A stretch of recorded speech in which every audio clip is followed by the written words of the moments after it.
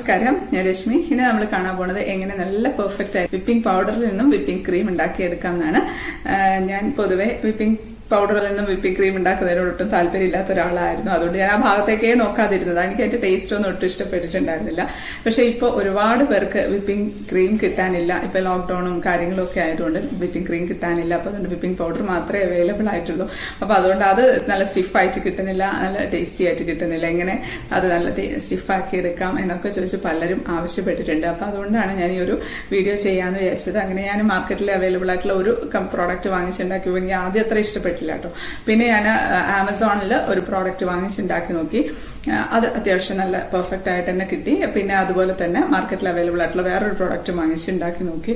അപ്പൊ ഈ രണ്ട് പ്രോഡക്റ്റും വെച്ചിട്ടാണ് ഞാൻ ഈ ഒരു വീഡിയോ ചെയ്യുന്നത്. പക്ഷെ ഈ രണ്ട് പ്രോഡക്റ്റും നല്ല പെർഫെക്റ്റ് ആയിട്ട് തന്നെ കിട്ടി, നല്ല സ്റ്റിഫ് ആയിട്ട് തന്നെ കിട്ടിയിട്ടുണ്ട്. പക്ഷെ ടേസ്റ്റ് വൈസ് ചെറിയ ഡിഫറൻസ് ഉണ്ട്, അത്രയേ ഉള്ളൂ. പിന്നെ ഞാൻ ആദ്യം തന്നെ പറയാണ്, ഇതൊരു പ്രൊഡക്റ്റ് പ്രൊമോഷൻ അല്ല. ഞാൻ ഇതുവരെയും പെയ്ഡ് പ്രൊമോഷൻസ് ഒന്നും ചെയ്തിട്ടില്ല. ഞാനും കമ്പനിയായിട്ട് യാതൊരു ബന്ധവുമില്ല. 100% നിങ്ങൾ ആവശ്യപ്പെട്ടതുകൊണ്ട് മാത്രം ചെയ്തിട്ടുള്ള ഒരു വീഡിയോ ആണിത്. ഇത് നമുക്ക് ബീറ്റർ ഉപയോഗിച്ചിട്ടും വിസ്ക് ഉപയോഗിച്ചിട്ടും ക്രീം ഉണ്ടാക്കിയെടുക്കാം കേട്ടോ. അതപ്പോൾ ഇതുപോലത്തെ ഒരു വിസ്ക് ഉണ്ടെന്നുണ്ടെങ്കിൽ നല്ല പെർഫെക്റ്റ് ആയിട്ട് തന്നെ ഉണ്ടാക്കിയെടുക്കാൻ പറ്റും. ബീറ്റർ ഇല്ലാത്തവർക്കാണെങ്കിൽ ഇതുപോലത്തെ വിസ്ക് ഉപയോഗിച്ചാൽ മതി. മിക്സിയിൽ ഞാൻ ചെയ്ത് നോക്കി, എനിക്ക് അത്രയ്ക്ക് പെർഫെക്റ്റ് ആയിട്ട് കിട്ടിയില്ല. അപ്പോൾ ആർക്കെങ്കിലും മിക്സിയിൽ ചെയ്തിട്ട് കിട്ടുന്ന നല്ല പെർഫെക്റ്റ് ആയിട്ട് കിട്ടുന്നുണ്ടെങ്കിൽ താഴെ കമന്റ് ബോക്സിൽ ഒന്ന് കമന്റ് ചെയ്താൽ മതി കേട്ടോ. അപ്പോൾ എല്ലാവർക്കും ഉപകാരം ആയിക്കോളും.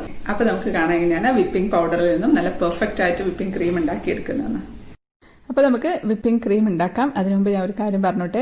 കഴിഞ്ഞ ദിവസം ഇട്ട day in my life vlog, അതിന് നിങ്ങൾ തന്ന സ്നേഹത്തിനും സപ്പോർട്ടിനും പ്രാർത്ഥനയ്ക്കും ഒക്കെ ഒത്തിരി ഒത്തിരി ഒത്തിരി നന്ദിയുണ്ട്.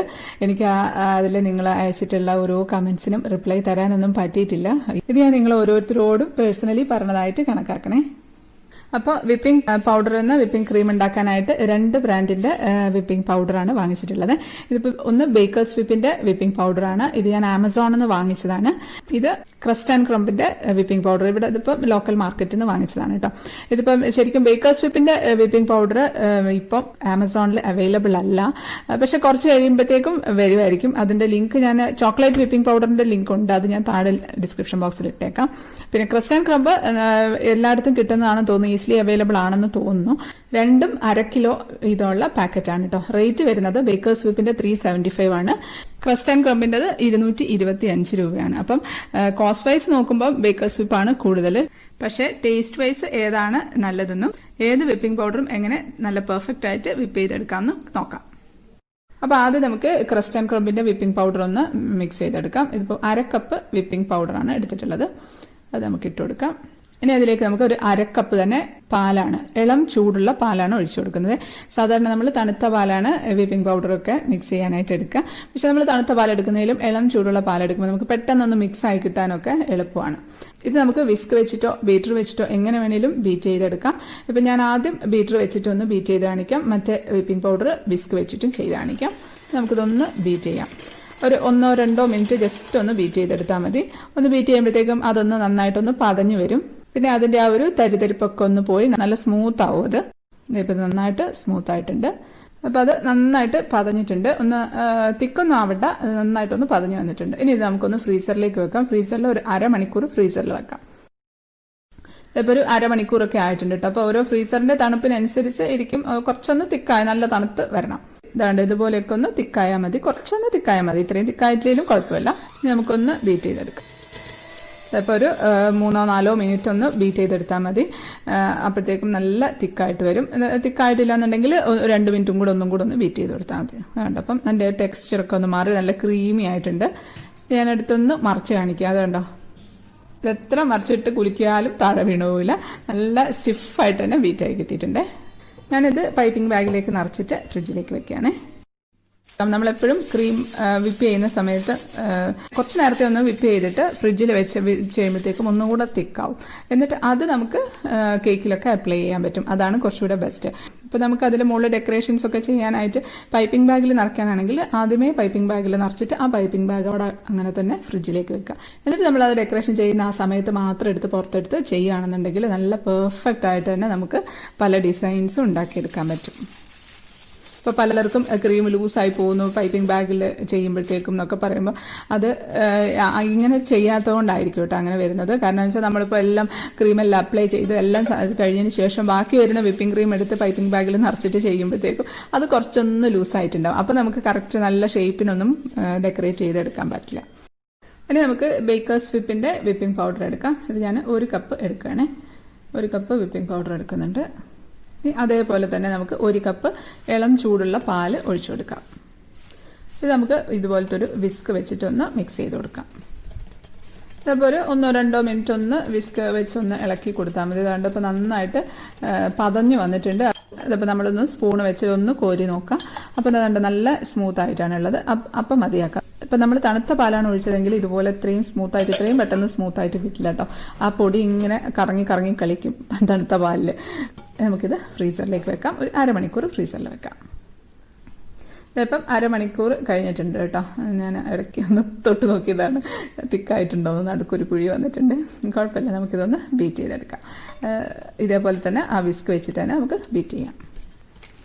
ഈ ഒരു തിക്നെസ് ഒക്കെ തന്നെ മതി. നമ്മൾ ഇളക്കി നോക്കുമ്പോൾ കുറച്ചൊന്ന് തിക്കായിട്ടിരിക്കും, അത്രയേ ഉള്ളൂ. ഇത് നമുക്ക് നന്നായിട്ടൊന്ന് ചരിച്ച് പിടിച്ചിട്ട് അങ്ങ് ബീറ്റ് ചെയ്ത് കൊടുക്കാം. അപ്പം ഇതും നല്ല വിപ്പായിട്ട് വന്നിട്ടുണ്ട്. നന്നായിട്ട് അതിൻ്റെ ആ ഒരു ടെക്സ്ചറൊക്കെ മാറി നല്ല ഷൈനി ഒരു ടെക്സ്ചർ വന്നിട്ടുണ്ട്. അത് കാണുമ്പോൾ മനസ്സിലാവുന്നുണ്ടാവും വിചാരിക്കുന്നു. അല്ല, ഞാനൊന്ന് കോരി കാണിച്ചിട്ട് അതുകൊണ്ട് നമ്മൾ എത്ര കുലുക്കിയാലും താഴെ വീണുപോവില്ല, പാത്രം കമത്തിയാലും ഒരു കുഴപ്പമില്ല. ഇനി ഇത് നമുക്ക് പൈപ്പിംഗ് ബാഗിലേക്ക് നിറച്ചിട്ട് ഫ്രിഡ്ജിലേക്ക് വെക്കാം. ഇത് ബേക്കേഴ്സ് വിപ്പിന്റെ വിപ്പിംഗ് ക്രീമാണ് കേട്ടോ. ഇതെനിക്ക് ടെക്സ്ചർ വൈസ് കുറെ കൂടെ നല്ലതായിട്ട് തോന്നി. സാധാരണ നമ്മൾ വിപ്പിംഗ് ക്രീം പാക്കറ്റിൽ വാങ്ങിക്കുന്ന വിപ്പിംഗ് ക്രീം ഇല്ലേ, അത് വെച്ച് ചെയ്യുന്ന വിപ്പിംഗ് ക്രീം പോലെ തന്നെ ആ ഒരു ടെക്സ്ചറിൽ തന്നെ തോന്നി എനിക്ക്. അപ്പം അതുകൊണ്ട് ഞാൻ ആദ്യം അത് ചെയ്യാനേ.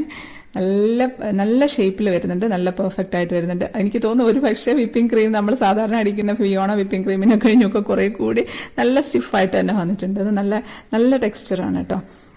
പിന്നെ ഈ ഒരു ക്രീമിന് എനിക്കൊരു പ്രശ്നം ഫീൽ ചെയ്തത്, ഇതിന് നേരത്തെ ഒരു കയ്പ്പ് രസം ഫീൽ ചെയ്യുന്നുണ്ട്. നമ്മൾ കഴിച്ച് കഴിയുന്ന സമയത്ത് ഇറക്കി കഴിയുമ്പം വായിൽ ആ ഒരു കയ്പ്പ് രസം ഫീൽ ചെയ്യുന്നുണ്ട്. പക്ഷെ ഇത് നാളത്തേക്ക് പിറ്റേ ദിവസത്തേക്ക് ആ ഒരു പ്രശ്നമില്ല കേട്ടോ. നമ്മൾ കറക്റ്റ് നമ്മൾ സാധാരണ പാക്കറ്റിൽ വാങ്ങിക്കുന്ന വിപ്പിംഗ് ക്രീം ഇല്ലേ, അതുകൊണ്ട് ഉണ്ടാക്കുന്ന വിപ്പിംഗ് ക്രീം പോലെ തന്നെ നല്ല ടേസ്റ്റി ആയിട്ട് തന്നെ തോന്നിയിട്ടുണ്ട്. അതേ ടേസ്റ്റ് തന്നെ എനിക്ക് ഫീൽ ചെയ്തു കേട്ടോ.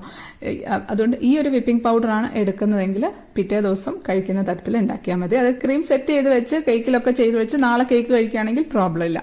അല്ലാന്നുണ്ടെങ്കിൽ ഇന്ന് കേക്ക് സെറ്റ് ചെയ്ത് ഇന്ന് തന്നെ കഴിക്കാനാണെങ്കിൽ ക്രീം തലേ ദിവസം തന്നെ ചെയ്ത് വെക്കുക നല്ലത്. അല്ലാന്നുണ്ടെങ്കിൽ അതിന് നേരത്തെ കയ്പ്പ് രസം നമുക്ക് എന്തായാലും ഫീൽ ചെയ്യും. എനിക്ക് ഒത്തിരി ഇഷ്ടപ്പെട്ടു ഈ ഒരു വിപ്പിംഗ് പൗഡർ. പക്ഷെ ഒരേ ഒരു പ്രശ്നം കോസ്റ്റ്ലി ആണ്, അത്രയേ ഉള്ളൂ. ഇനി ഇത് ക്രസ്റ്റ് ആൻഡ് ക്രംബിന്റെ വിപ്പിംഗ് ക്രീമാണ്. ഇതും നല്ല സ്റ്റിഫായിട്ട് തന്നെ വരുന്നുണ്ട്. ടെക്സ്ചർ വൈസ് ഒക്കെ നല്ലത് തന്നെയാണ്. നേരത്തെ ഒരു മിൽക്ക് പൗഡറിന്റെ ഒരു ടേസ്റ്റ് വരുന്നുണ്ട് കേട്ടോ. പിന്നെ അതിന്റെ ഒരു ടെക്സ്ചറിൽ ചെറുതായിട്ടൊരു ഒട്ടൽ പോലെ അതും ഉണ്ട്, ആ ഒരു ഫീലിംഗ് ഉണ്ട്. അപ്പൊ അത് രണ്ടേ ഉള്ളൂ അതിന്റെ ഒരു പ്രശ്നം. കയ്പ്പ് രസം അങ്ങനെയൊന്നും ഇതിനില്ല. അത് മിൽക്ക് പൗഡറിന്റെ ആ ഒരു ടേസ്റ്റ് ഉണ്ടെന്നേ ഉള്ളൂ. പക്ഷെ എനിക്ക് മിൽക്ക് പൗഡറിന്റെ ആ ഒരു ടേസ്റ്റ് അത്രയ്ക്കും കൊണ്ട് ഇഷ്ടപ്പെട്ടില്ല കേട്ടോ. എനിക്ക് മറ്റേ ക്രീമാണ് കുറച്ചുകൂടെ ഇഷ്ടപ്പെട്ടത്. പക്ഷെ ടെക്സ്ചറും ആ ഒരു സ്റ്റിഫ്നെസ്സും ഒക്കെ നല്ല പെർഫെക്റ്റ് ആയിട്ട് തന്നെ ഉണ്ട്. അതിനൊന്നും ഒരു പ്രശ്നമില്ല. പിന്നെ വിപ്പിംഗ് പൗഡറും വിപ്പിംഗ് ക്രീമും കൂടെ കമ്പയർ ചെയ്യുകയാണെന്നുണ്ടെങ്കിൽ വിപ്പിംഗ് ക്രീം തന്നെയാണ് കേട്ടോ ബെസ്റ്റ്. കോസ്റ്റ് വൈസ് ആണെങ്കിലും ടേസ്റ്റ് വൈസ് ആണെങ്കിലും വിപ്പിംഗ് പൗഡറിന് ക്വാണ്ടിറ്റി വളരെ കുറച്ചേ കിട്ടുള്ളൂ. പക്ഷേ ഇപ്പോൾ വിപ്പിംഗ് ക്രീം അവൈലബിൾ അല്ല, വിപ്പിംഗ് പൗഡറേ ഉള്ളൂ എന്നുണ്ടെങ്കിൽ പിന്നെ വേറെ രക്ഷയില്ല. അപ്പോൾ അത് തന്നെയല്ലേ ഉപയോഗിച്ച് പറ്റുള്ളൂ. അപ്പോൾ നിങ്ങൾ താല്പര്യത്തിനനുസരിച്ച് ഏത് വിപ്പിംഗ് പൗഡർ വേണേലും സെലക്ട് ചെയ്യാം. പിന്നെ അല്ലാന്നുണ്ടെങ്കിൽ നിങ്ങളുടെ ഏരിയയിൽ ചിലപ്പോൾ ഇതിൽ നല്ല വിപ്പിംഗ് പൗഡറൊക്കെ അവൈലബിൾ ആയിരിക്കും. അപ്പോൾ അത് ഏത് വിപ്പിംഗ് പൗഡർ ആണെങ്കിലും ഇതേ ഒരു രീതിയിൽ ചെയ്താൽ മതി. നല്ല പെർഫെക്റ്റ് ആയിട്ട് വിപ്പിംഗ് ക്രീം ഉണ്ടാക്കിയെടുക്കാം. പിന്നെ ഏത് വിപ്പിംഗ് പൗഡർ ആണെന്നുണ്ടെങ്കിലും 1 കിലോ കേക്ക് ഉണ്ടാക്കാനായിട്ട് കുറഞ്ഞത് ഒരു 2 കപ്പ് വിപ്പിംഗ് പൗഡർ എങ്കിലും എടുക്കണം കേട്ടോ. അപ്പോൾ ഒരുപാട് പേരുടെ ഒരു ആവശ്യമായിരുന്നു ഇത്. അപ്പോൾ വീഡിയോ ഇഷ്ടപ്പെട്ടു എന്ന് വിശ്വസിക്കുകയാണ്. ഇഷ്ടപ്പെട്ട ലൈക്ക് ചെയ്യാനും കമന്റ് ചെയ്യാനും ഷെയർ ചെയ്യാനും ഒന്നും മറക്കല്ലേ. സബ്സ്ക്രൈബ് ചെയ്യാത്തവർ ഒന്ന് സബ്സ്ക്രൈബ് ചെയ്തേക്കണേ. അപ്പോൾ നമുക്ക് അടുത്തൊരു അടിപൊളി റെസിപ്പി ആയിട്ട് കാണാം. അതുവരേക്കും stay happy, stay positive. By.